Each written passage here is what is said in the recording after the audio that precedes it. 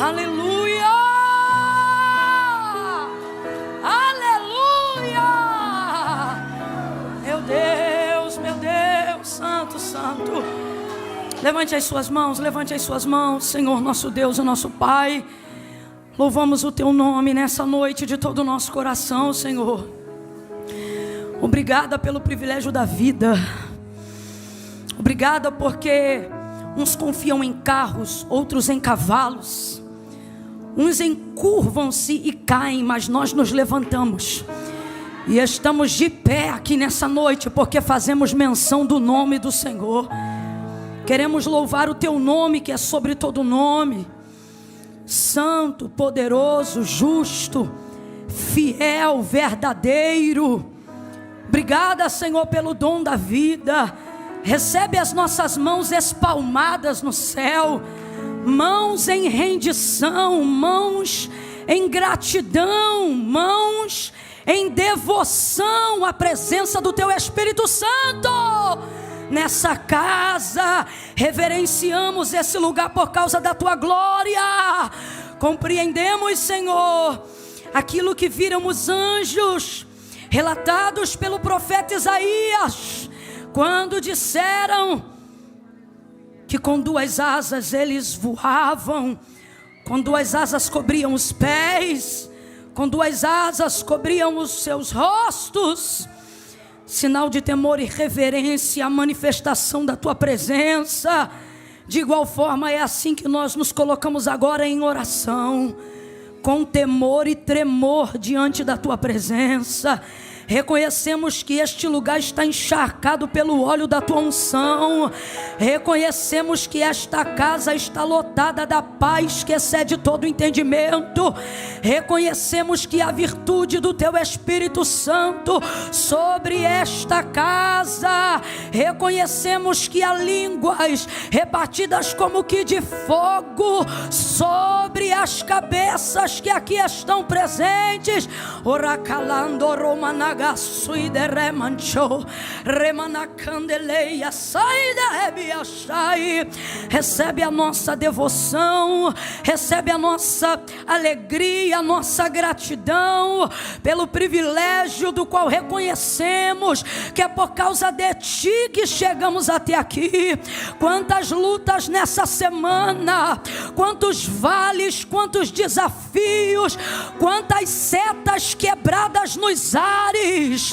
Quantas coisas o Senhor tirou do nosso caminho, quantos livramentos dos laços de morte o Senhor partiu, porque ao Senhor pertence os livramentos dos laços de morte, e não tem guardado somente a nós, mas tem guardado a nossa casa. Obrigada porque a cova está sendo fechada nesta noite na América e no Brasil também. A nossa família não vai conhecer o luto este ano de 2024. Seremos benditos ao entrar e benditos ao sair. Por isso receba o nosso reconhecimento.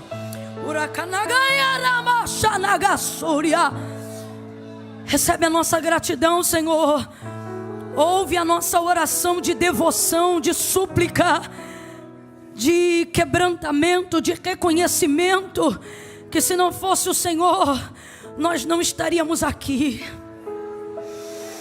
Senhor, nesse momento, nós queremos estender as nossas mãos, não os nossos celulares, tão somente as nossas mãos, nuas, em reconhecimento. Que o Senhor ouça a nossa voz em reconhecimento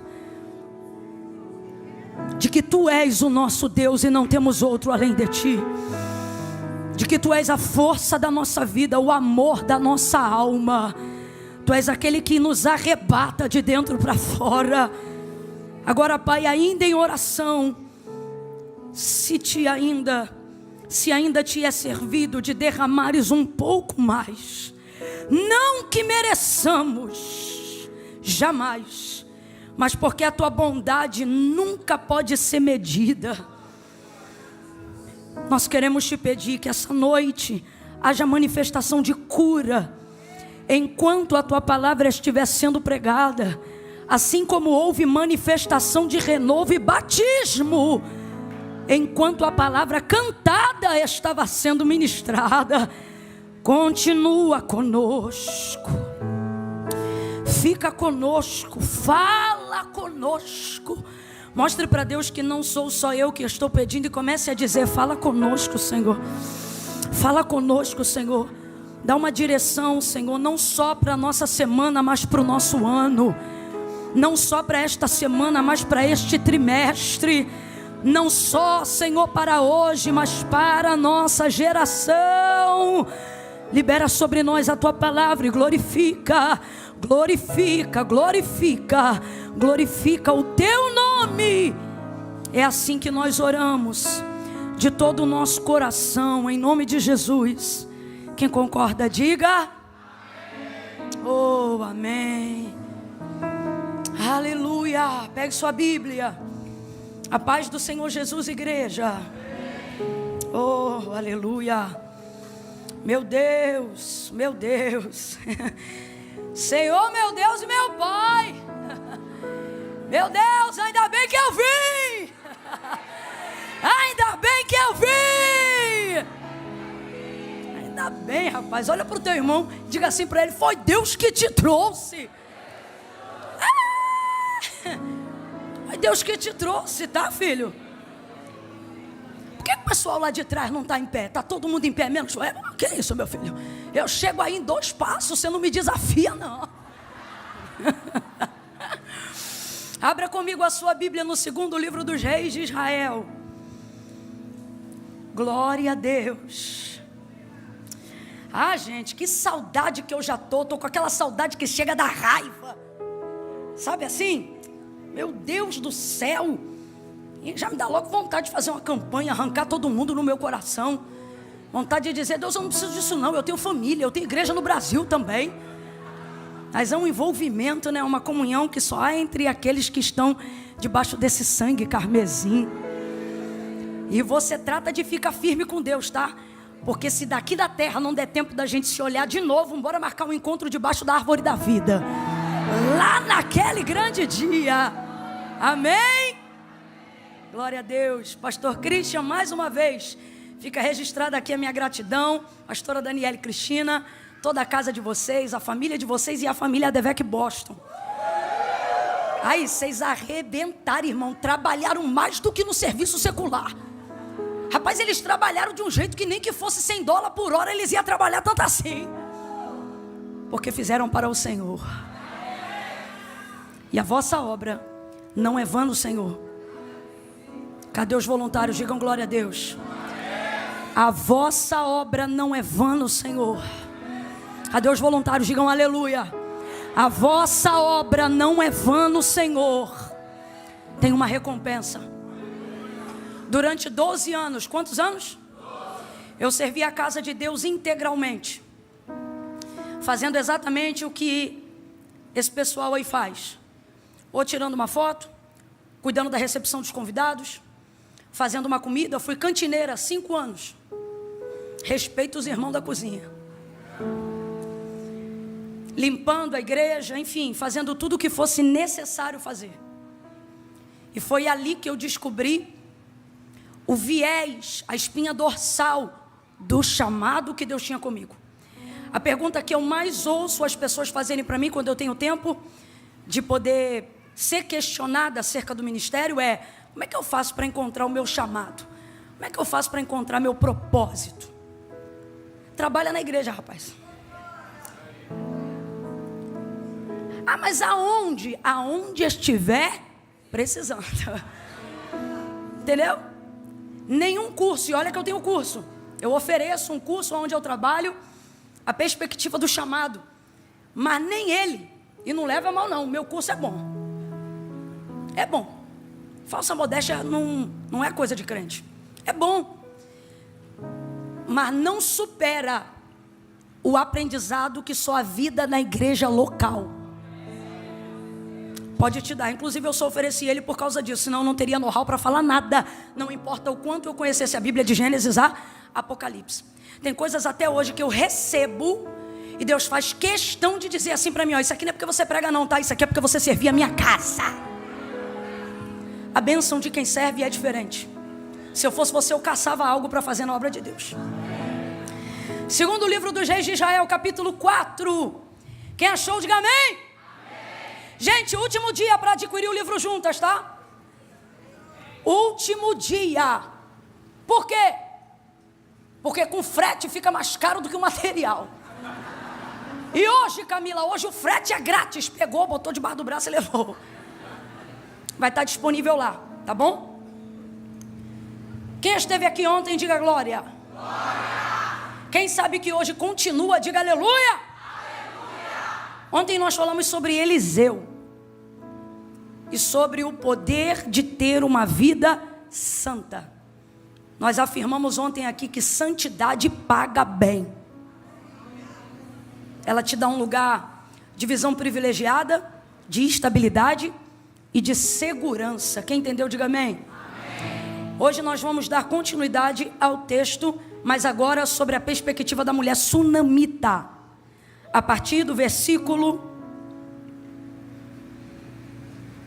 de número 17 em diante. Segundo Reis capítulo 4, versículo 17 em diante.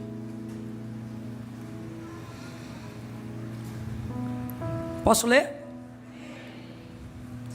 Mas a mulher concebeu e deu à luz a um filho no tempo determinado, no ano seguinte.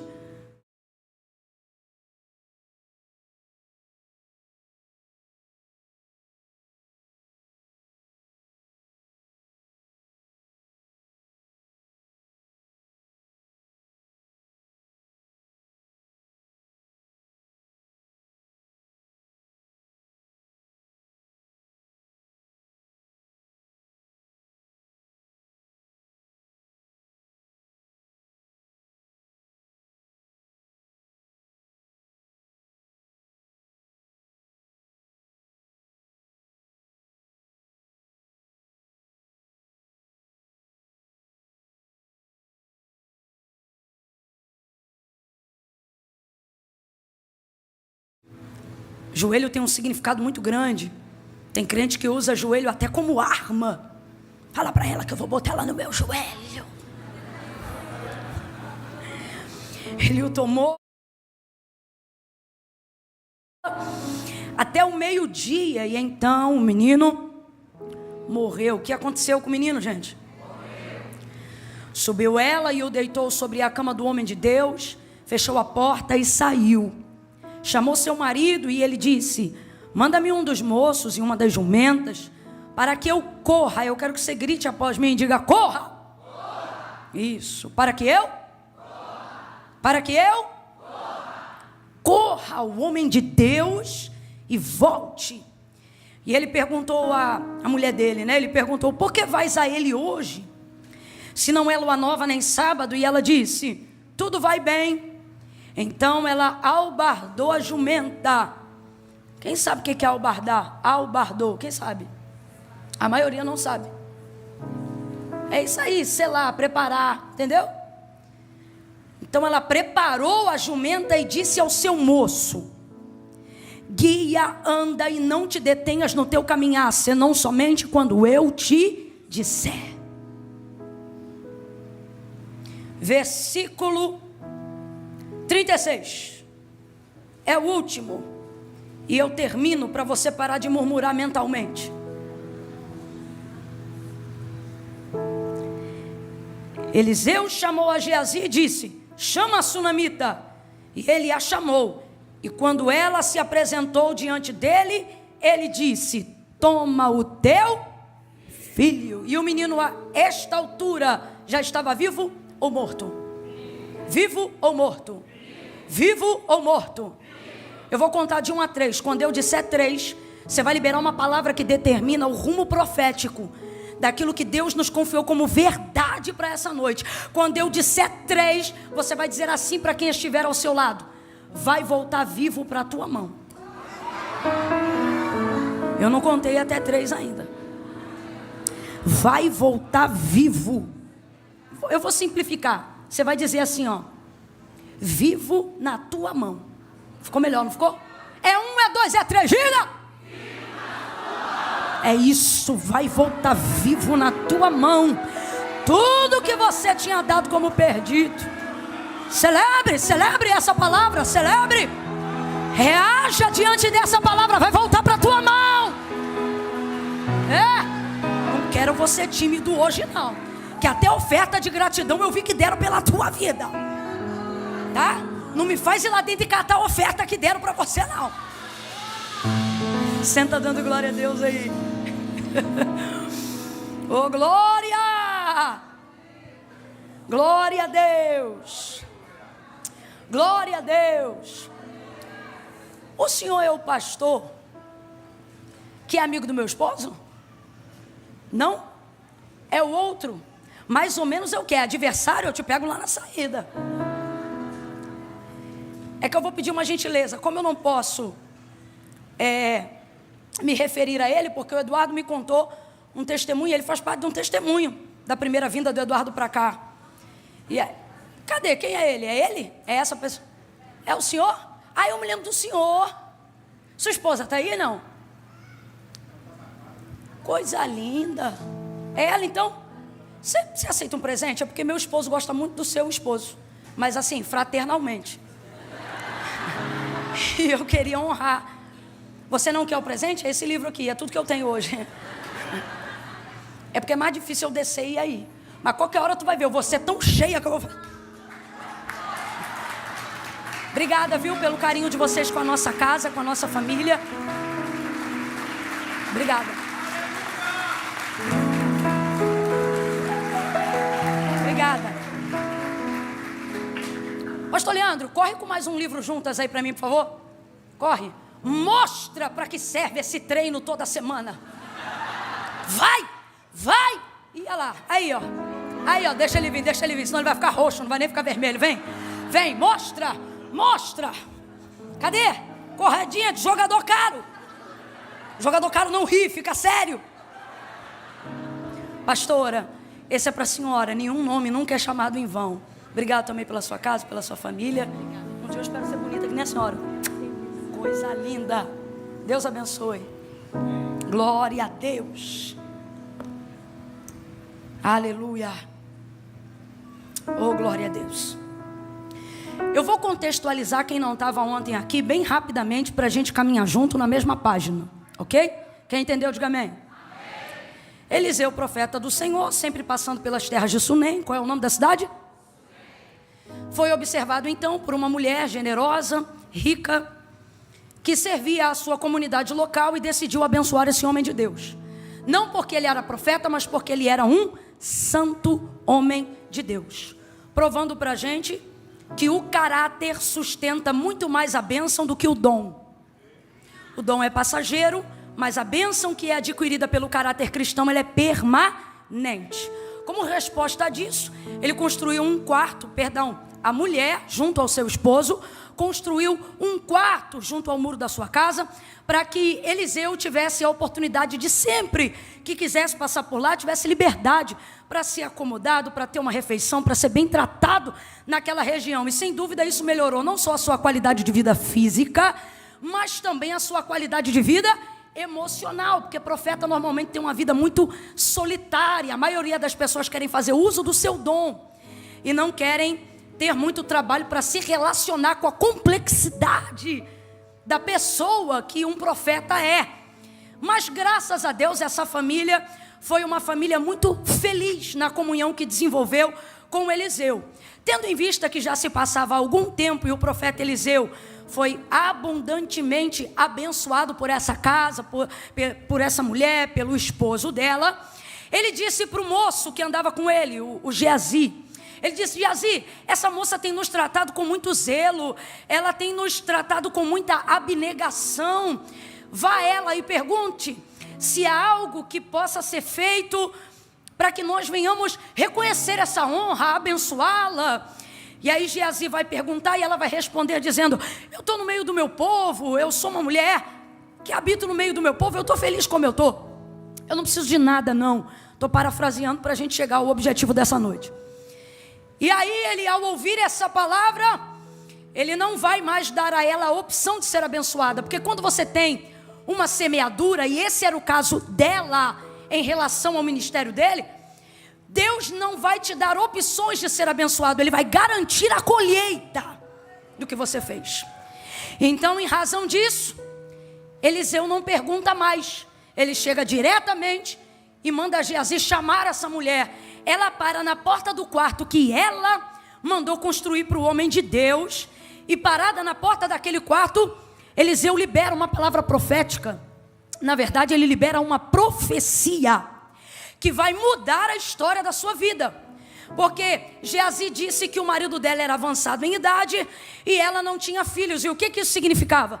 Significava que se o marido viesse a falecer, e dentro daquela cultura, e de acordo com o costume da cultura judaizante, se ela perdesse o marido, sem que tivesse dele um filho, ela perdia também a herança e todo o patrimônio construído por aquele marido, e perderia o sobrenome dele também. Então ela ia ficar numa situação deplorável por causa do costume cultural daquela época. Mas Eliseu vai proporcionar a ela um tipo de colheita semelhante àquilo que ela proporcionou a ele. Estabilidade, permanência, segurança, privilégio. Tudo isso a gente aprendeu ontem, que significava o quarto do profeta Eliseu. E aí, que bênção é essa? A bênção da hereditariedade, porque a partir do momento que ela tem um filho, junto com o filho ela também garante a sua herança. E eu não estou falando de dinheiro, eu estou falando de perpetuar o seu nome numa geração. Eu não estou falando propriamente de dinheiro, eu estou falando de legado. E aí ele vai olhar para ela e vai abençoá-la com essa profecia. Ele vai dizer para ela: neste tempo determinado. O que isso significa? Cabo de um ano. Quando você lê na Bíblia tempo determinado, é porque Deus está dando prazo para cumprimento de uma palavra. Neste tempo determinado, ou seja, cabo de um ano, tu conceberás e darás à luz a um filho. Rapaz, era a notícia da vida dela. Era a hora dela explodir de glória a Deus e aleluia. Era a hora dela dizer: o meu milagre chegou. Mas não, ela vai ficar triste, ela vai ficar chateada, ela vai reagir com negatividade. Ela vai dizer assim: não, meu Senhor, homem de Deus, não mintas a tua serva. E aí a gente aprendeu ontem que ela estava traumatizada com o sobrenatural, com o ministério profético. Por isso ela não se relacionava com o profético e reconhecia o caráter dele, mas não se relacionava com o dom dele, mesmo ele sendo o profeta mais conhecido de Israel. Porém ela viu que ele não era um mentiroso, porque ela vai reagir dizendo assim: não, meu Senhor, homem de Deus, não mintas a tua serva. Mas ele não mentiu. Cabo de um ano, o texto dá continuidade e diz assim: e no tempo determinado, ou seja, cabo de um ano, a palavra se cumpriu e a mulher concebeu e deu à luz a um filho. Ela criou esse menino. E quando ele está ali dos 10 anos até o limite dos 13, a gente não pode afirmar qual é a idade, mas a gente pode deduzir que está entre os 10 e os 12, para ser mais precisa. Por quê? Porque mais novo não podia sair com o pai para ir para o campo. Então, para ter ido com o pai para o campo, ele teria que estar nessa faixa etária de idade, porque isso também é um costume da cultura judaizante. Então, o que a gente está falando aqui? A gente está falando de anos de relacionamento, de uma família com uma palavra profética, com um homem de Deus, uma casa que já está há anos fundamentada na palavra, uma casa que tem liberdade e trânsito profético. Eliseu agora, quando chega naquela casa, ele não pede permissão para entrar, ele tem um nível de independência dado pelos próprios anfitriões da casa, e eles agora vivem debaixo do cumprimento de palavras que foram ditas. Eliseu nunca contou com a fé dessa mulher para liberar essa palavra profética. Eliseu, ele acaba com todo o contexto ideológico de que uma profecia depende de fé para se cumprir. Irmãos, uma palavra profética depende de fé para se cumprir. Uma declaração de fé depende de fé para se cumprir. Um desejo depende de fé para se cumprir. Um pedido de oração depende de fé para se cumprir. Uma profecia que não está condicionada a nada, não depende de nada para se cumprir. A verdade é que a gente confunde isso tudo e acha que isso tudo é uma coisa só, mas não é. Cada coisa é uma coisa. Quando ele, por exemplo, diz assim: neste tempo determinado tu conceberás e darás à luz a um filho. Eu acabei de dizer para você que ela não disse amém, ela não disse glória, ela disse não. Isso é palavra de fé? Isso é aceitação? Fala para mim aí com inteligência, ela recebeu a palavra? Não, ela rejeitou a palavra. Não, meu Senhor, homem de Deus, não mintas. A tua serva, ela nem acreditou que aquilo pudesse ser uma possibilidade. Agora, veja, ela não creu. Estamos em comum acordo com isso? A mulher não creu. Então diga para mim com inteligência: houve exercício de fé para que houvesse cumprimento de palavra? Não fica com medo não. Não inventa não. Só responde o que está sendo perguntado. Houve exercício de fé para que houvesse cumprimento de palavra? Tem gente que ainda me olha na dúvida, pensando assim: eu vou pegar uma heresia sua. Não vai ser hoje. Não houve. Mas houve o cumprimento da palavra. Quando você vê alguém que diz que não tem fé, na verdade essa pessoa não é que não tem fé, ela só não está de posse de uma palavra. O que vem primeiro, a fé ou a palavra? Palavra, diga bem forte. Vou fingir que não aconteceu, vou te perguntar de novo. O que vem primeiro, a fé ou a palavra? Guarde isso. O que vem primeiro, a fé ou a palavra? Palavra. É necessário que todo aquele que se aproxima de Deus creia que Ele existe e que Ele é galardoador daqueles que o buscam. Mas quem é Deus senão a manifestação da sua palavra? Então a palavra do Senhor vai dizer que a fé vem pelo e o ouvir dá. Então não é a fé que gera a palavra, é a palavra que gera a. Então o que é fé? A capacidade de sacar aquilo que a palavra deposita. Então primeiro você precisa ter palavra. E em cima daquela palavra você vai gerar uma fé genuína. Agora, fé não é sentimento. Fé é a capacidade que você tem de obedecer uma palavra mesmo quando você não sente. Isso é fé. Fé não é se arrepiar num culto. Fé não é dar glória a Deus num culto. Fé é obedecer algo tão somente porque é a palavra de Deus. Sem arrepio, sem choro, sem frufru. É dizer: olha, eu vou fazer tal coisa. E por que você vai fazer isso? Porque Deus me deu uma palavra. Então eu vou assinar esse contrato debaixo de uma palavra. Eu vou me mudar de casa debaixo dessa palavra. Eu vou romper esse noivado por causa de uma palavra. Agora, nós não estamos falando de uma palavra de homens. Não estamos falando de uma declaração de fé. Nós estamos falando da palavra de Deus. E aí aqui no contexto, nós estamos falando de uma profecia. A profecia do profeta Eliseu é Deus falando na boca do homem. E mesmo quando não é Deus falando na boca do homem, é o homem dando a boca para Deus falar. O texto vai deixar claro, tanto acerca de Elias, quanto acerca de Eliseu, quanto acerca de Samuel, que eles honravam o que Deus falava, mas Deus também sustentava o que eles diziam. Esquece que isso é mensagem para outro dia. É coisa séria. Eliseu tem esse poder e essa finalidade. A palavra que sai da boca de Eliseu, no contexto que nós lemos, mulher, neste tempo determinado tu conceberás e darás à luz a um filho. Está condicionado à obediência? Tá, gente? Está condicionado a qualquer outra coisa? Não, ele não está dizendo se você ouvir, se você atender, se você obedecer. Não, o que ele está dizendo é: filha, daqui a 1 ano você vai ser mãe. E ela creu? Vamos lá de novo, não tenha medo. Ela creu, mas cumpriu ou não cumpriu? Porque isso é uma profecia. O que isso significa? Significa que é a palavra de Deus pura e simplesmente. A palavra de Deus se cumpre. O texto diz que ela não volta vazia. Ela vai e faz aquilo que lhe apraz. Camila, então por que tem palavra que liberaram sobre a minha vida e que não se cumpriu? Se ela está condicionada a alguma obediência, faça a sua parte e ela se cumprirá. Deus também liberou palavras condicionadas à obediência. Ele disse a Moisés diante do Ebal e do Gerizim: ensina ao meu povo que se eles ouvirem, se eles atenderem, se eles obedecerem, olha, se, os mandamentos que eu, Senhor, ordeno hoje no meio de vós, eu farei. Veja, o eu farei só vem depois do se. Então são promessas condicionadas à obediência. Agora, o que eu estou falando? Estou falando de uma profecia direta. Vamos falar mais rasgado, que é para todo mundo entender, para Jesus sarar o coração de alguém aqui nessa noite, que está achando que qualquer um que profetiza é profeta, mas não é profeta.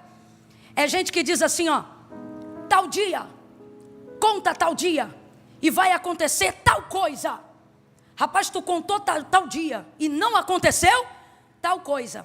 Se tu for bater na porta do profeta e perguntar para ele, olha só, profeta, o senhor falou naquele dia que tal dia ia acontecer tal coisa, e no tal dia não aconteceu tal coisa. Normalmente ele vai dizer assim, mas também você não creu. Aí eu olho para aqui e vejo que esta mulher não tem fé declarada para receber o que Eliseu profetiza, mas ela recebeu. Então a pergunta diante de uma profecia que não se cumpre e que não está condicionada a nenhuma condição, a pergunta então é: sou eu que não tenho fé para receber? Ou é quem disse que não tinha autoridade para profetizar?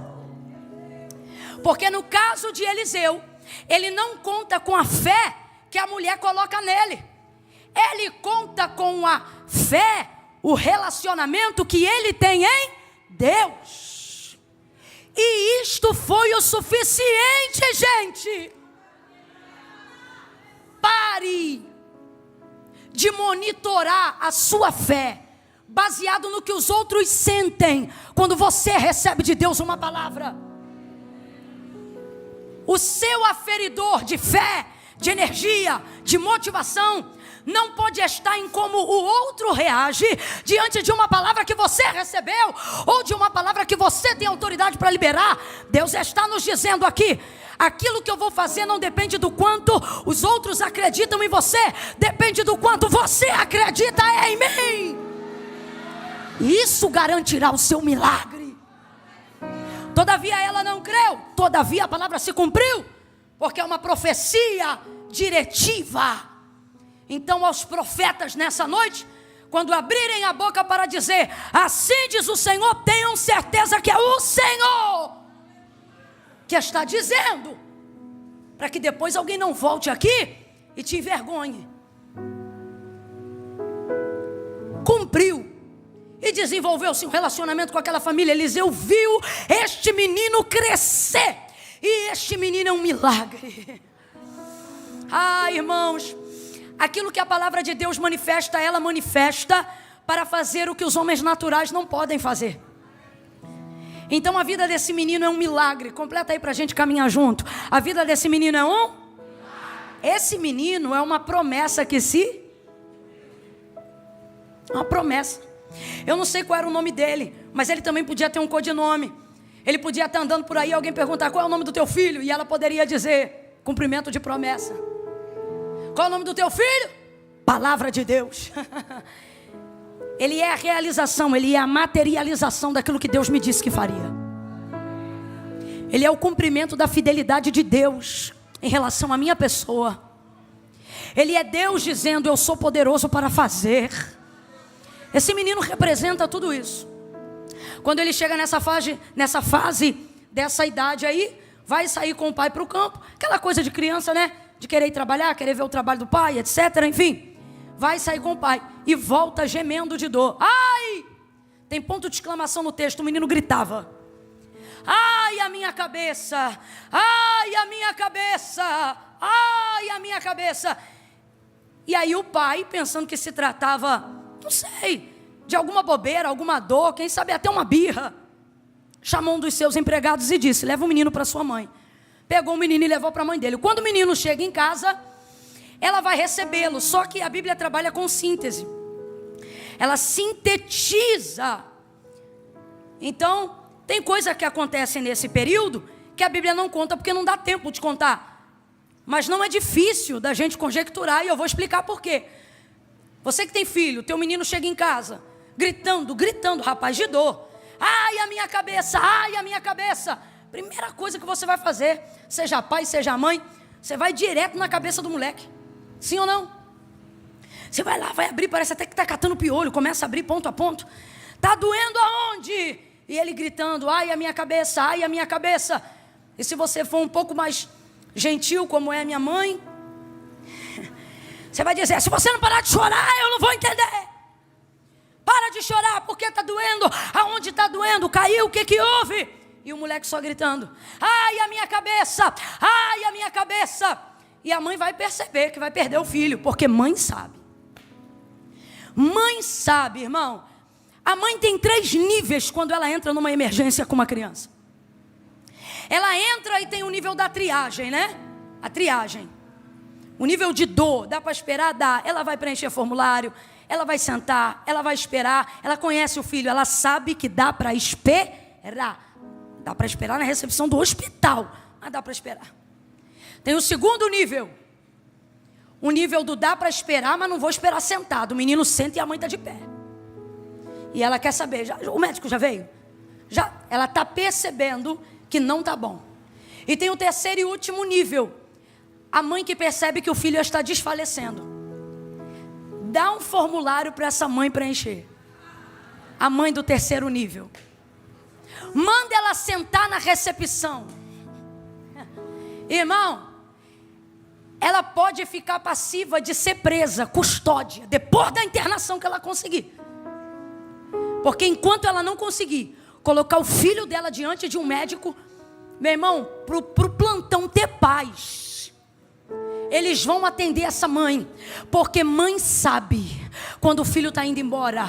Essa mulher já tentou meio que de tudo. Ela está tentando descobrir o que está acontecendo com o filho dela. Só que não dá jeito, nada resolve. Por que o texto diz que ela bota nos joelhos? Que nada mais é do que um menino grande o suficiente, aonde ela não pode ficar de pé com ele no colo, mas ela aguenta trazer ele para perto desde que ela esteja sentada. Por isso o texto diz que o menino foi posto no céu. O menino não chegou gritando e ela botou o menino no colo. Não, ela foi fazer tudo o que qualquer mãe faria para tentar investigar e curar o que está acontecendo. Mas haja vista que nada funcionou, aí ela traz o menino para perto, para trazer consolo, para poder trazer afago. E ela sabe que o filho dela está indo embora, mas ela sustenta aquele momento de crise no joelho. Recalaxana. Oh, meu Deus! Eu não posso fingir, irmãos, que o texto não é claro para nós que estamos aqui. O poder que o joelho tem de sustentar o que nós não temos remédio para resolver. O poder que o joelho tem de consolar aquilo que ninguém pode fazer por nós. Colocar no joelho significa poder equilibrar o peso. Colocar no joelho significa não surtar no momento de crise.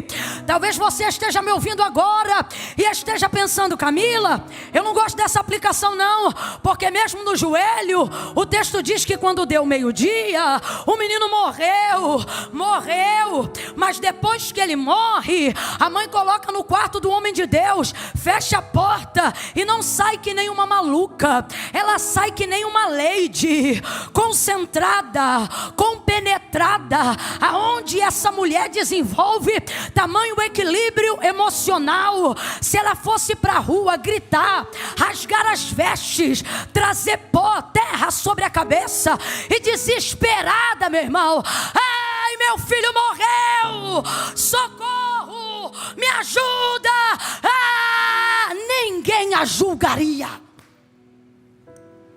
O nome que se dá para uma mulher que perde o marido é viúva.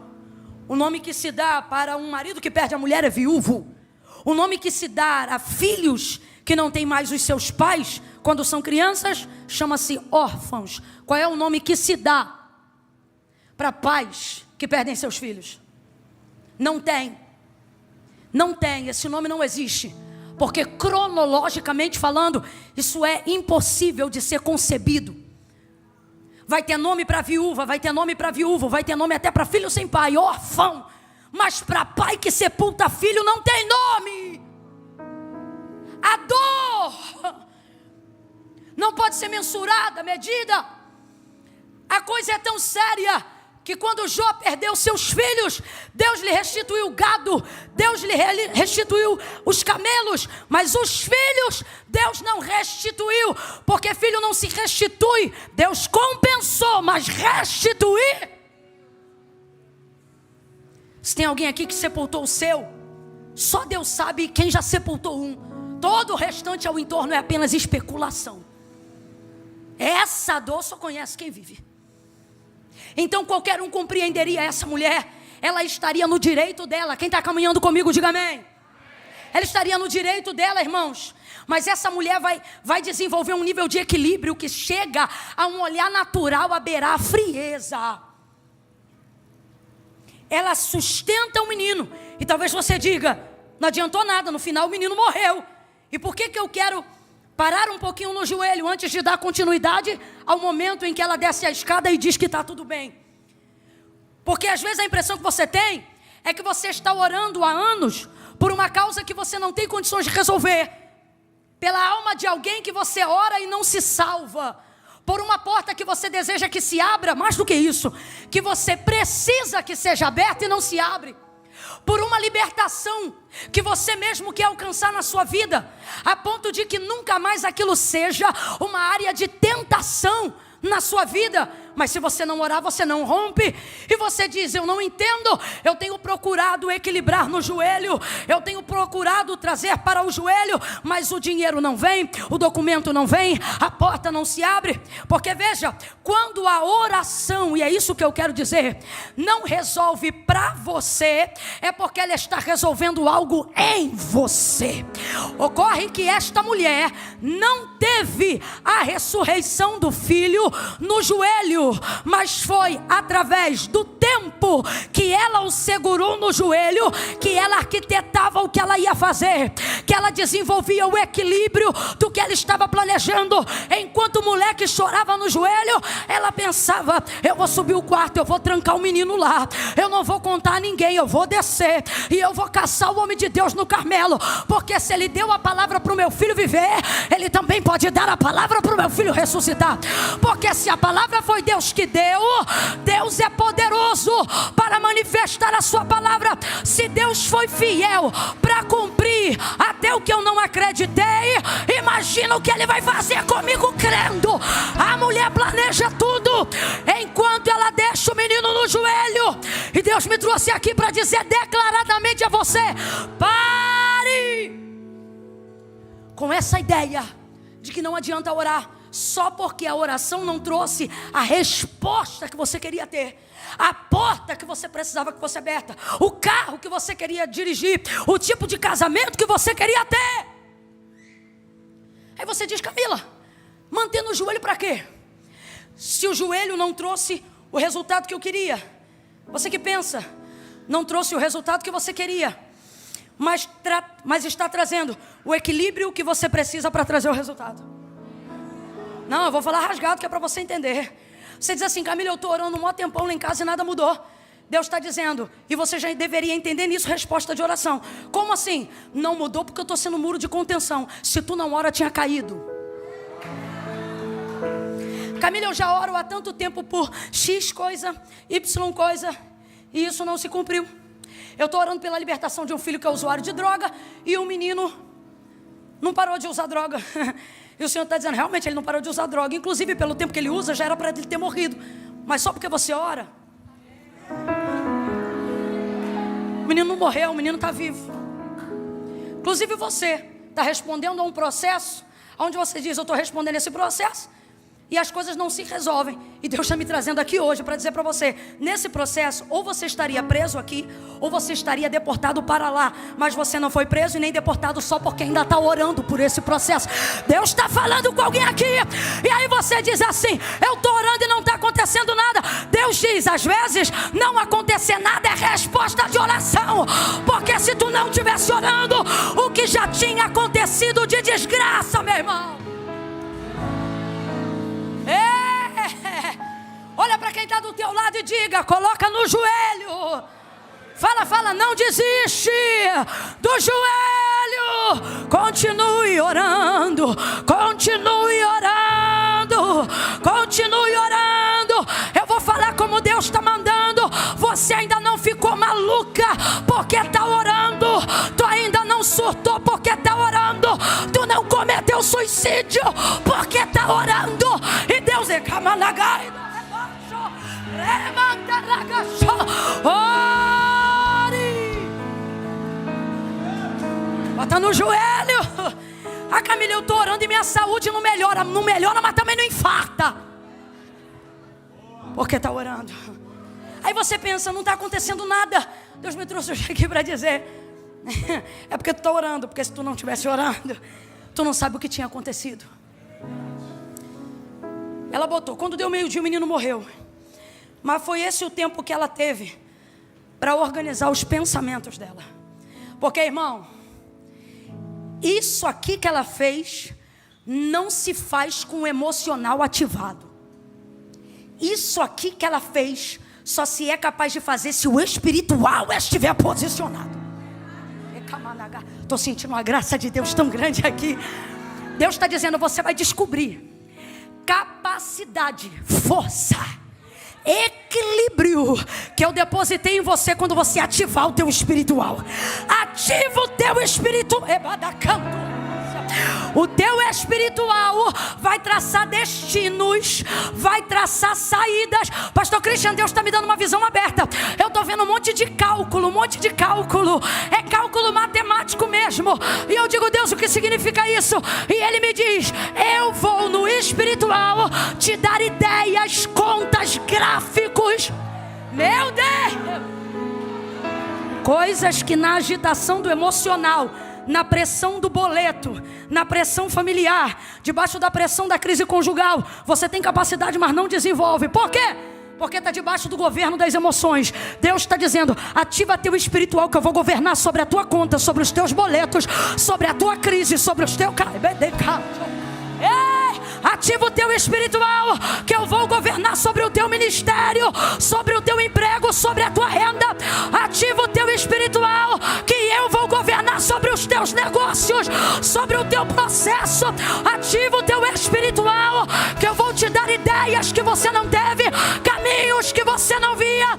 Eu vou abrir caminhos no deserto, haverão rios no vale, eu vou prosperar caminho. Ativa o teu espiritual.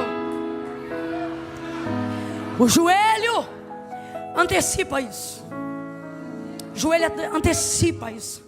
Você pode estar debaixo de uma palavra poderosa. Eu disse isso na quarta-feira, e repito isso hoje aqui. Irmãos, falar de Deus é uma coisa, falar com Deus. Tua vida não muda quando você fala dele. Tua vida muda quando você fala com Ele. Você sabe por que 70% das pessoas não recebem a bênção que elas querem num culto que proporciona a capacidade para serem abençoadas naquele dia? Porque a maioria, quando colocamos de pé para fazer a oração final, vai embora.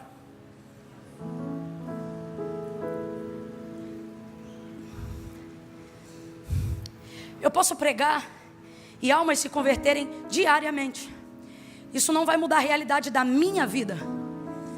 Porque não é sobre o que você faz quando você me ouve. Isso é bom para você. É sobre o que eu faço, não quando eu estou pregando, mas quando Deus está me ouvindo.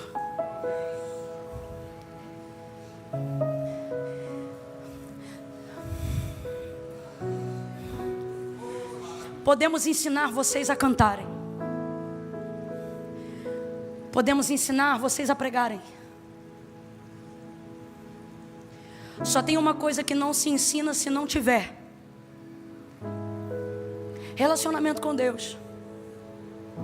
É o tipo de coisa que você só pode aprender por testemunho. Se eu não me engano, é da região de vocês, Mude. E ele dizia: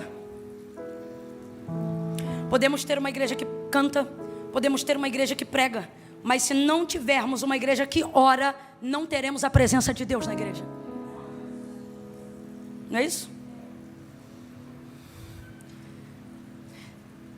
Esse nível de ansiedade que você desenvolveu de um tempo para cá não tem a ver com a quantidade de remédios que você precisa tomar. Tem a ver com a diminuição do tempo que você não dá mais para Deus. E eu não estou querendo espiritualizar não, mas também não posso, irmãos, racionalizar o que ainda é espiritual. E a verdade é que está rolando um medo velado da gente ser taxado como idiota na internet, por causa de toda a questão científica que está em torno da nossa mente. E eu sou totalmente pró-ciência Inclusive, uma das assinaturas que eu gostava de utilizar no meu e-mail quando trabalhava fora era a que dizia: um pouco de ciência nos afasta de Deus, muito nos aproxima. Mas a verdade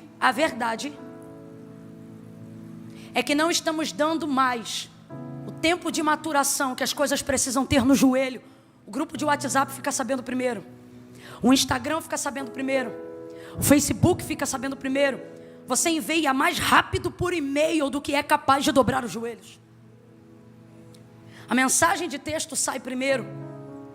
Você fala com todo mundo primeiro, para depois falar com Deus. Não há mais tempo. Você quer ver uma coisa que me incomoda pessoalmente? Perceber a pressa com que as pessoas falam com Deus. Esses dias mesmo alguém disse para mim: vamos orar. Aí alguém disse assim: Camila, ora. Aí a amiga disse assim: Camila não, Camila demora muito. E ela não falou errado, é verdade. Mas é porque eu tenho pavor de ter a sensação que eu estou falando com Deus como quem fala com o vizinho. E realmente, às vezes não dá tempo de orar todo o tempo que a gente gostaria, mas tem que ter um tempo onde você fala com Deus sem pressa. E não adianta esse tempo do joelho. Segunda coisa, por que o tempo do joelho já não é mais tão demorado quanto deveria ser? Porque procuramos respostas e não relacionamento. Então eu ajoelho para falar o que eu quero. Quando Deus fala, eu já estou andando. E eu quero que você entenda que este tempo organiza os pensamentos, mesmo quando não dar as soluções que você precisa. Davi salmodiava ao Senhor e ele dizia assim: tu és aquele que organiza os meus pensamentos. E se eu te disser que mais de 90% das crises que você está passando não é por não ter recurso para resolver, é por não ter os pensamentos em ordem para administrar. E você pensa que o tempo de oração vai roubar o tempo da sua administração, quando na verdade é o tempo de oração que vai aprimorar a sua capacidade administrativa. Ative o espiritual. E Deus vai te ajudar e vai colocar em ordem o que você precisa. Eu vou profetizar como o Senhor está me dando ordem nessa noite. Deus vai te dar a frieza que você precisa. Que isso, Camila, eu não recebo isso não. Receba, porque o Senhor está dizendo: você não será uma mulher desgovernada, você não será um homem surtado, você será uma pessoa aonde alguém vorazmente vai estar gritando, esbravejando, se rasgando, e você vai manter na classe, vai manter na elegância. Alguém vai dizer: fulano é fria, mas quem tiver o Espírito de Deus vai dizer: fulano é equilibrado, fulano está debaixo de uma direção. Rapaz, ela sai dali, pega o moleque no colo, sobe as escadas no silêncio. Cara, essa mulher é estranha. E é assim que a gente sente quando percebe à nossa volta gente que tem capacidade de se controlar nas situações mais loucas da vida. É gente que olha pra gente e diz: como é que tu aguenta? Como é que você está passando por isso? Por que tu não deu na cara dela? Por que tu não... Sabe, a pessoa não consegue entender como é que você consegue ter o controle numa crise dessa. Rapaz, ela pegou o moleque no colo, subiu na escada, abriu o quarto do homem de Deus, esticou o menino lá na cama, saiu, fechou a porta. Isso aqui é maravilhoso. Ela fez questão de manter o problema entre Deus e ela. Tem coisas que para Deus resolver não pode passar por terceiros, vai ter que ficar entre você e Ele. Fecha a porta quando sair, por favor. Ela fechou a porta, desceu as escadas. E ela sabia onde o homem de Deus estava. Ela sabia, gente, não tem Instagram, não tem WhatsApp, não tem nada disso não. Sabia porque tinha vida, relacionamento fraterno com o homem que tinha a palavra de Deus. Todas as vezes que você tiver relacionamento com a palavra de Deus, você terá todo o equilíbrio e toda a direção que você precisa para resolver qualquer coisa. Desceu na frieza. Desceu. Aí nesse inteirinho, ela pegou o mesmo moço que veio trazer o menino, mandou o marido dar uma ordem para ele de novo. Marido, manda o homem de Deus, o moço para cá, porque eu vou encontrar o homem de Deus. Aí o marido diz assim: não é lua nova nem sábado, ou seja, não é dia de consultar o profeta, de encontrar o profeta. Por que você vai a ele hoje se não é lua nova nem sábado? Aí ela diz, vai tudo bem. Gente, estava tudo bem? Moleque cadáver, no quarto, a mãe dele descendo. Tá tudo bem? Ela diz, tudo vai bem. Vou perguntar de novo, estava tudo bem? Estava tudo bem? Talvez você pense, ela mentiu? Não. O que ela está dizendo é, não vou compartilhar sem primeiro tentar resolver. Tem coisa, gente, cuja vitória está em você não antecipar a informação da desgraça. Vai tudo bem. Mandou o moço, aí ela diz assim para o moço, enquanto o marido manda o moço, ela mesmo começa a arrumar a jumenta. Se ela sabe selar a jumenta, também sabe andar na jumenta. Sim ou não? Sim, é mais difícil selar até. Rapaz, ela cuida de tudo, mas ela dá a guia na mão do moço, do servo. E ela dá a ele uma ordem: guia, anda e não te detenhas, não para, senão somente quando eu te disser. Ela está aceitando a ajuda dele, porque nem toda frieza é só frieza. A doideira está ali, só que está controlada. A ansiedade está ali, só que está controlada. Porque o espiritual não te robotiza, te equilibra. Ela vai dar a ele o encargo de que ele guie. Então ela sai, deixa o menino, vai tudo bem, prepara a jumenta e vai-se embora. E eu prometo que eu encerro nesse tópico. Quando ela está a caminho, ela deixa claro: guia, anda e não para, senão quando eu te disser. O que ela está dizendo? Eu preciso de ajuda, eu quero a sua ajuda, mas eu só vou aceitar a sua ajuda debaixo da minha direção. Você guia, mas quem vai dar a direção? O que ela está dizendo? Você leva a jumenta, mas eu digo para onde. Deus me deu uma palavra muito clara para essa noite e para esse tempo da sua vida. Ele me mandou dizer: a jumenta é instrumento de força. Ela vai procurar o homem de Deus num lugar alto. Uma mulher rica teria cavalos árabes ou coisas semelhantes, melhores na sua casa, sim ou não? Cavalo é patrimônio de riqueza desde que o mundo é mundo, irmão. Só que para subir o monte ela não pega, vou falar num termo abrasileirado para todo mundo entender, ela não pega um manga larga machador. Ela vai pegar uma jumenta, um animal de força e não de agilidade. Porque para subir a montanha, ela precisa de força. Deus me mandou dizer a você, Deus me mandou dizer a esta igreja: vou preparar todo o recurso para que você suba em busca de resposta, para que você suba em busca de palavra de ressurreição. Eu vou enviar o recurso que vai te dar força.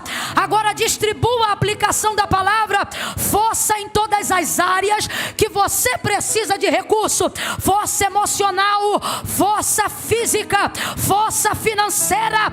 Eu estou falando debaixo da ordem do Senhor. Uma jumenta vai abrir caminho para você. Deus vai enviar recurso debaixo de força. Aquela jumenta vai abrindo um caminho. Ela vai subir uma montanha, e não é uma montanha pequena. Segunda coisa, ela vai ter a jumenta, ela sela a jumenta, mas ela chama um moço para ajudar. Deus está dizendo: eu vou liberar para você pessoas com habilidade. Levanta a mão. Eu vou liberar para você pessoas com habilidade para administrar os recursos que eu vou botar na tua mão. Você não vai precisar se perturbar com o teu próprio dinheiro. Você não vai precisar se perturbar com a tua própria casa. Irmãos, eu estou debaixo de autoridade profética aqui. Você que tem ministério, Deus vai mandar gente para cuidar da tua data, dos teus horários, da tua agenda, da tua finança. Deus está dizendo: toda vez que eu te der o recurso, vou te dar eu vou te dar o recurso. recurso e vou te dar gente com habilidade para te ajudar, para te ajudar. E você vai ver que dá para viver de ministério na América também.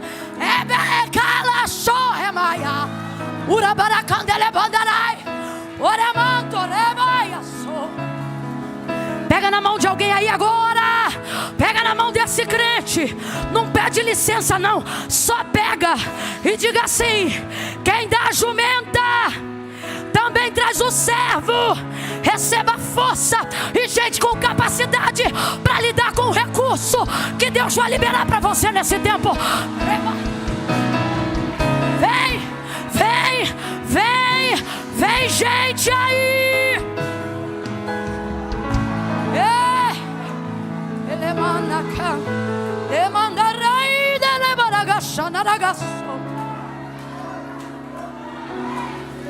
Dificilmente o dono de um time é também o técnico. Eu nem conheço. Porque uma coisa é o cara ser dono do time, outra coisa é o cara ser técnico. Só para você entender o que Deus está falando. Deus está dizendo assim: eu vou te dar o time, mas você não vai ser o... Porque você vai ter que cuidar do... O recurso é seu, a força é sua. Mas eu não posso pegar a sua liderança, não posso pegar a tua paternidade, não posso pegar a tua maternidade e fracionar ela em coisas que você vai precisar de terceiros para desenvolver a habilidade em cima do recurso que eu te dei.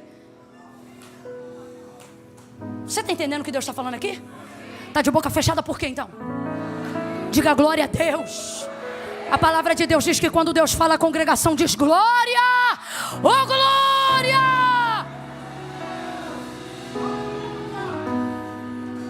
Não vai faltar recurso, não vai faltar força. E enquanto eu prego aqui, Deus diz assim para mim, ó: diga para ele, diga para ela, não é para você dizer, é Deus falando comigo que está falando com alguém. Diga para ele, diga para ela que eu também dou saúde. E que eu também trago essa saúde por intermédio de médicos que eu apresento. Eu não sei para quem aqui, mas Deus está dizendo: eu cuido da saúde. Eu abro um caminho de cura para o teu filho. É badaia. Eu abro um caminho de cura.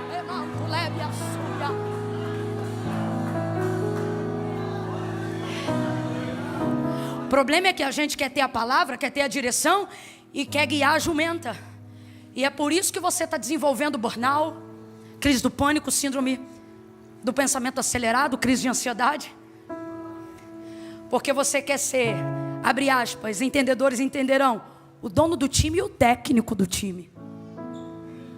E Deus me trouxe aqui para te dizer: não te chamei para ser o técnico.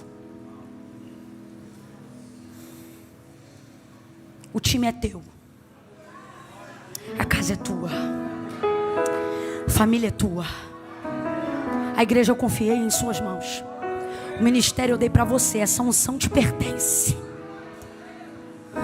Você que administra e vai fazer isso debaixo da minha direção. Agora, última parte.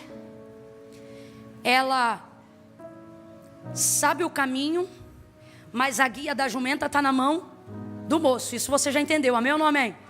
Só que ele guia a jumenta no trote que ela manda. Eu me amarro nessa mulher, rica e poderosa. Ela diz vai, ele vai. Ela diz para, ele. Ela diz corre, ele corre. Ela diz mais devagar, ele desacelera.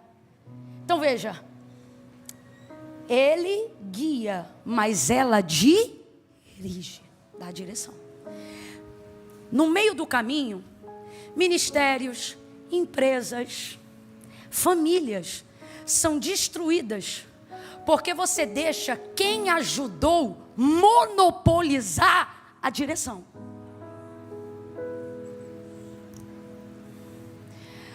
A maior quantidade de racha que eu vejo em família, em empresa, em igreja, normalmente não é porque faltou recurso, não é porque faltou gente com habilidade e não é porque faltou gente com direção. O problema dá quando une as três coisas. O problema é quando o desespero de quem não tinha ninguém começa a receber alguém disposto para ajudar.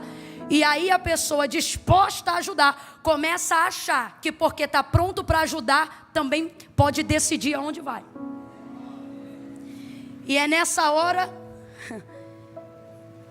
que se tem a força, tem o recurso, mas não chega a tempo onde tem que chegar. Deus está nos dando uma última instrução para essa noite. Para essa noite, virão muitas outras, mas para essa noite, Deus está dizendo: não permita com que a ausência, a carência da necessidade de nunca ter tido ninguém para ajudar, para fortalecer o time, faça com que agora torne você refém dessa ajuda. Porque normalmente é assim que acontece, e eu vou falar bem devagar, que é para ninguém confundir. Normalmente, a pessoa a quem você pede o dinheiro emprestado quer saber para que você quer o dinheiro. Normalmente é assim.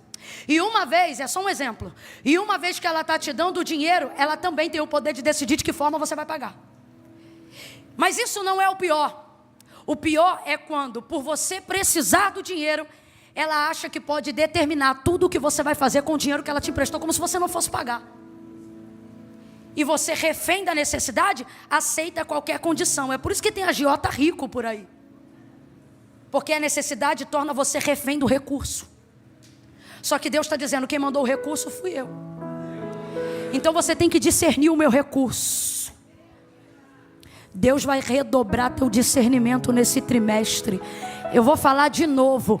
Deus vai redobrar a tua capacidade de discernimento nesse trimestre. Camila, como é que eu vou saber que quem Deus está emparelhando do meu lado, que quem Deus está selando ou preparando os meus recursos, é alguém em quem eu posso confiar, que vai aceitar a minha direção, que vai aceitar o meu comando, que está debaixo da mesma palavra que Deus liberou sobre a minha vida? Deus está dizendo: é aquela pessoa que não vai intervir na direção que Deus te deu. Ela não vai dizer eu dou ordem, ela vai dizer eu estou aqui para acatar teu comando. Libera a ordem.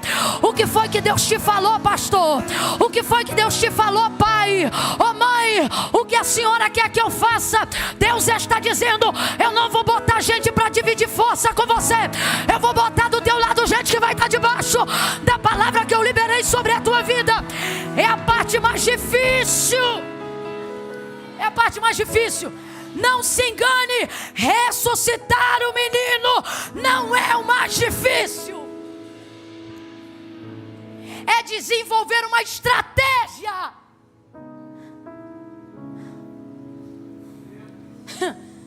para que eu chegue em quem ressuscita. Essa é a parte mais difícil. Olha para cá. Por que tem coisas na sua vida que você não tem mais vontade de viver? Não é porque você não quer viver, é porque você sabe a demanda que é chegar lá. As pessoas pelas quais você vai ter que passar, o nível de empreendimento que você vai ter que desenvolver, o nível de acesso que você vai ter que voltar a dar. E aí você prefere deixar para lá. Ah, deixa morrer, vamos embora enterrar. Só que preste atenção, não lide como se não servisse mais aquilo que um dia foi uma palavra que Deus liberou para você. Olhe para mim. Está gritando ai, ai hoje.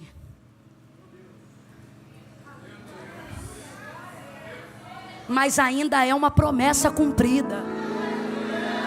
Ah, Camila, quando eu casei não era assim. Está gritando ai hoje. Mas Deus me trouxe hoje aqui para dizer: foi esse o homem que eu te dei, sim. Ah, Camila, hoje parece goteira, mulher rixosa. É hoje que está gritando ai, minha cabeça. Está dando dor de cabeça hoje, mas eu quero que você traga a lembrança que isso aí, ou esse aí, é o cumprimento de uma palavra que Deus te deu. Está fumando, bebendo, traficando hoje, mas esse aí é o evangelista que Deus falou que ia levantar na tua casa. Deus está dizendo: não se esqueça. Está gritando ai hoje, mas é fruto de palavra. Tudo que te leva à ressurreição disso que te fez parecer que perdeu, vai criar uma demanda que precisa de equilíbrio emocional, que a partir de hoje você vai desenvolver através da oração. Camila, tu não vai me dar uma receita com remédio? Não vou. E o remédio é? Essa é a tarja preta mais preta que existe.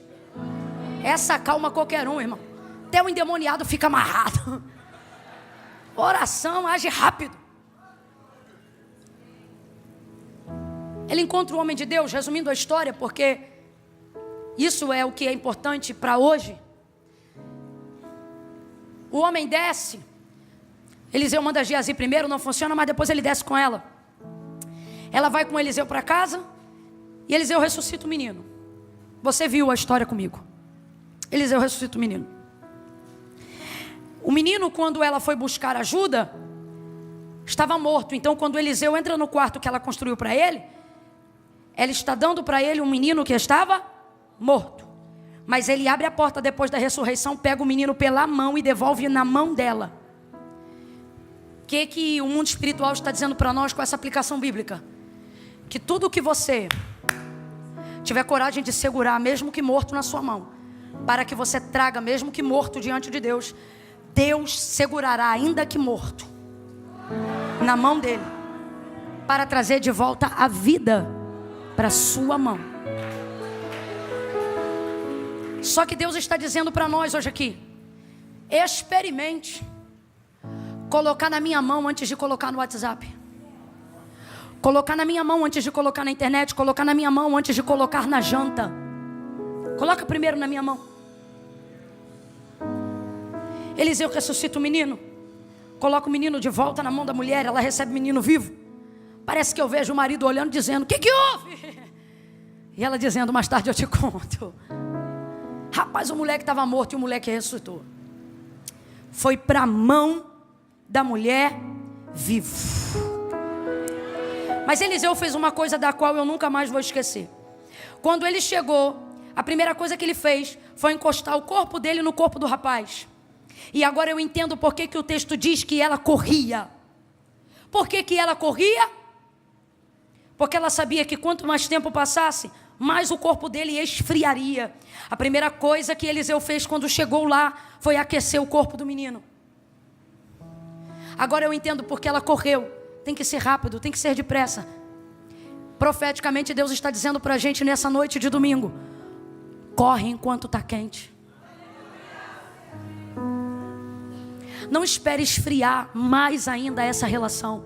Não espere esfriar mais ainda esse projeto. Corre enquanto está quente. Tem gente que deixa para aceitar Jesus, sabe lá Deus, um dia. E Deus está dizendo: não, você tem que correr enquanto está quente. Porque nenhum outro ambiente vai favorecer a tua decisão como esse aqui. Esse é o ambiente que está debaixo da palavra de Deus, e ele vai favorecer a decisão que você precisa tomar. Eliseu aquece o corpo do menino, e isso me faz entender por que ela corre. Então o menino levanta e espirra 7 vezes. Ele pega o menino pela mão e devolve o menino à sua mãe. Tendo dito isto, o Espírito Santo de Deus me disse: pergunte ao meu povo o que eles querem que eu faça. Se eles querem atenção ou solução. E tem diferença? Tem. Se o menino morre e essa mulher vai gritando na rua, ela vai ter toda a atenção que ela precisa naquela hora. Vai ter consolo, vai ter casa cheia, vai ter gente querendo pagar isso e pagar aquilo, vai ter gente querendo ajudar ela nos primeiros momentos. Mas, irmão, verdade seja dita, depois de 7 dias, casa vazia, gaveta vazia, menino sepultado, coração em luto, casa em dor. Vão ser 7 dias de muita atenção, de muita comida na casa, de muito carinho, afago. Ela vai ter toda a atenção que alguém enlutado, doído, chateado gostaria de ter. Mas ela vai ter solução? Vai ter o filho de volta? Então eu vou perguntar como o Espírito de Deus me deu ordem: você quer atenção ou quer solução? Porque se você quer atenção, rasga a tua vida para todo mundo. Deixa a carência falar mais alto do que a vida de oração. Agora, quer solução? Tranca este problema no quarto do milagre hoje entre você e Deus. E vai gemendo, mas vai. Vai chorando, mas vai. Vai com o muro de contenção da graça. Reprimindo minhas emoções? Não, controlando cada uma delas. Vai debaixo da unção que te dá graça para suportar os ataques, as contendas demandas, a pressão dos problemas que não são dissolvidos. Deus está dizendo: se hoje tu fizeres um pacto comigo e tu quiseres ver a minha mão ao invés da mão da vizinhança, se tu quiseres ver a minha mão ao invés de ter seguidor e atenção pública na internet, se o meu selo valer para ti mais do que arroba, patrocínio e dólar, tu verás a minha mão, tu verás a minha mão, tu verás a minha mão, tu verás eu ser muro de contenção ao teu redor. Parece que vai cair, mas não cai. Parece que vai desabar, mas não vai. Parece que vai desmontar, mas não vai. Deus está dizendo: eu protejo o corpo, eu protejo o corpo, eu protejo a honra, eu protejo a reputação, eu protejo tua casa, eu protejo tua família. Quem está disposto a pagar um preço para ver solução e não só atenção, fica de pé rápido num salto de glória.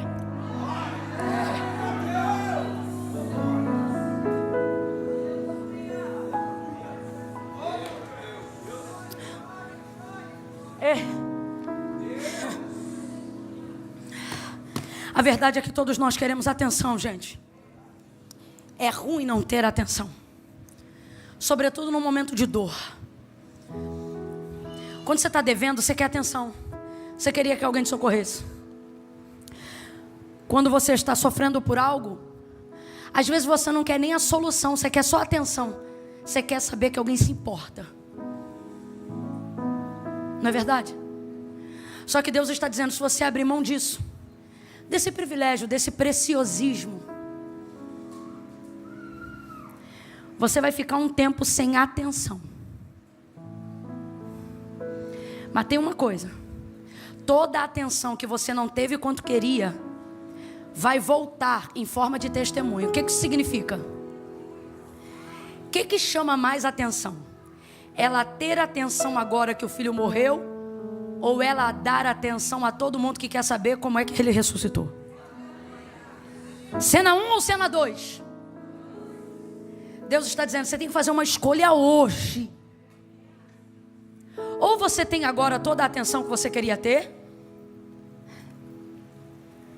ou você dar depois toda a atenção que você não teve.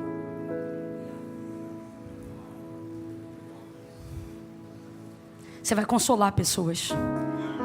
Você vai dizer para pessoas que é possível sobreviver depois do luto. Eu aprendi algo. Normalmente as pessoas acham que você tem autoridade em cima de tudo que você já viveu, de tudo que você já passou. Ah, se fulano passou, fulano está no lugar de fala dele. Você pode estar no lugar de fala para falar do que você passou. Só que passar pelo que você passou não te dá autoridade para nada, não. Vou te falar a verdade. Você não tem a autoridade que você tem pelo que você passa. Você tem a autoridade que você tem pelo que você supera. E nem todo mundo que passa supera o que passou. Estou mentindo? Estou mentindo, gente? Tem gente que passou e ficou mais amargo, passou e ficou mais esquisito, passou e ficou fechado, passou e ficou ferido. Então não é o que você passa que te dá autoridade, é o que você supera. Essa mulher superou. E como é que você supera? Fazendo uso somente dos recursos que Deus te deu, caminhando ombro a ombro apenas com as pessoas que estão debaixo da mesma direção que você. Camila, a parte mais difícil para mim de tudo que você pregou aí é essa. Como é que eu vou saber em quem eu vou confiar? Vou te dar o mesmo exemplo de Pedro. Quando a rede encheu de peixe e o barco quase ia a pique, ele fez sinal para os barquinhos que estavam do lado. Eles vieram, emparelharam com o barco de Pedro e ajudaram a puxar a rede. Diga assim comigo: eles puxaram a rede. Eles não chegaram pegando peixe, eles chegaram puxando a... Quem chegar metendo a mão no peixe, você diz assim: não precisa, valeu. Mas se chegar metendo a mão deixa puxar. Deus vai mostrar que quem está do seu lado não quer te sugar, quer viver com você o milagre. Deixa puxar a rede. Então fica de olho. Quem quiser resultado, manda embora. Quem quiser direção, Fala para ele ou para ela na hora que chegar: ó, eu ainda não tenho o que eu estou procurando, mas eu estou debaixo de uma direção. Ouve a minha palavra, faz o que eu estou falando, que Deus vai dar vitória para a gente. Quem entendeu, diga amém. Amém. Fecha os olhos, curva a sua cabeça aí agora. Eu quero orar com você. Orar a Deus com você. Os pastores que nos visitam, orem agora pelos seus ministérios. Irmãos, a gente está debaixo de uma palavra muito diretiva. Aproveite essa atmosfera. Ore agora pelas direções e decisões que precisam ser tomadas nesse último trimestre de 2024. Como igreja, como ovelhas, nós vamos interceder agora com vocês. Senhor, dá aos líderes, aos homens santos de Deus, palavra diretiva, palavra de autoridade.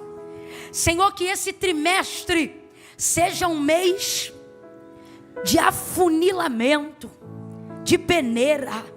Para longe de nós quem vem sugar o nosso tempo, a nossa energia. Para longe deles quem vem tomar tempo de gabinete para espiar a terra. Jesus, dá discernimento. Nós te suplicamos conforme a direção desse tempo. Deus, eu oro agora não como pregadora, mas como alguém que está debaixo da tua palavra. Pai, traga a eles o recurso, emparelha a jumenta e traz o moço. Em nome de Jesus. Pai, eu oro agora com todos aqueles que estão em oração e que agora não são líderes religiosos, não são pastores, não são ministros, mas são pais, são chefes de família. Eu oro agora por empresários, por homens que como centurião reconhecem autoridade e desejam ter autoridade sobre os seus. Eu oro agora por mães que precisam ser identificadas como a líder, a chefe principal da sua casa. Eu oro agora, Senhor, por homens e mulheres, por jovens que estão na faculdade e precisam ter autoridade espiritual, precisam ter o espiritual ativado naquela sala de aula. Pai, eu oro agora, como orou Jesus ao dizer: eu não peço que os tire do mundo, mas que os guarde no mundo. Ensina eles em quem eles podem confiar. Faz uma triagem essa semana, Senhor. Passa em revista o que está fora do lugar. Nos ensina a fechar as portas dos quartos que ficaram abertas. Assuntos que circularam aonde não deveriam ter sido circulado. Palavras que foram ditas aonde não deveria ter dito. Dá direção de quem precisa sair de determinados grupos. Senhor, mostra qual é o endereço que por esses meses não deve ser mais visitado. Apaga, dá temor, faz apagar as conversas que foram tidas fora do ambiente da honra. O sangue de Jesus tem poder, purifica a nossa vida. E assim como aquela mulher guardou o corpo do menino morto no quarto do homem de Deus, Pai, que os nossos defuntos sejam apresentados apenas diante de santos homens de Deus. Tira o nosso nome da boca do falador. Dá mais uma chance para ela, dá mais uma chance para ele, para que ele torne a pôr a confiança dele em ti, e não em roda de amigos, não em roda de colegas. Deus nos dá discrição nesse trimestre, nos leva para o secreto, nos leva para um tempo de joelho. Deus, que possamos apresentar alguns segredos, alguns defuntos, alguns corpos mortos. Deus, não nos deixa publicar na vizinhança cedo demais. Deus de Abraão, Deus de Isaac, Deus de Jacó, Deus vivo, envia a jumenta, envia o time, envia o funcionário certo, na hora certa, no lugar certo. Envia a ovelha certa, a pessoa certa, na hora certa, no lugar correto. Deus repreende o desespero, a ansiedade. Tira o desespero, Senhor. Meu Deus, traz o teu governo. O teu governo. Eu oro agora em nome de Jesus. Organiza os pensamentos dos homens e das mulheres de Deus. E aonde houver um sofisma, um engano, uma mentira, uma perturbação, uma falsa guerra, uma seta inflamada, Tu és aquele que queima os carros no fogo. Quebra o arco nessa noite, corta a lança, queima os carros no fogo. Aquietai, aquietai, aquietai, e sabei que eu sou Deus. Calai, calai, e eu falarei. Calai, calai, e eu falarei. Buscar-me-ei, buscai, buscai, buscai, buscai, buscai, buscai, buscai, buscai, buscai, buscai. Eu apresentarei soluções e direções.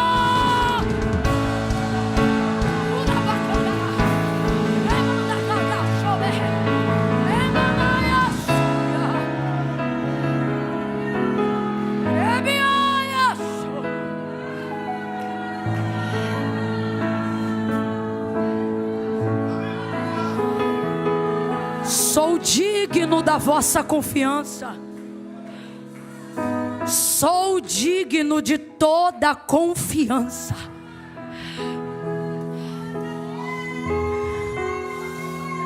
Diz o Senhor: confiai, confiai.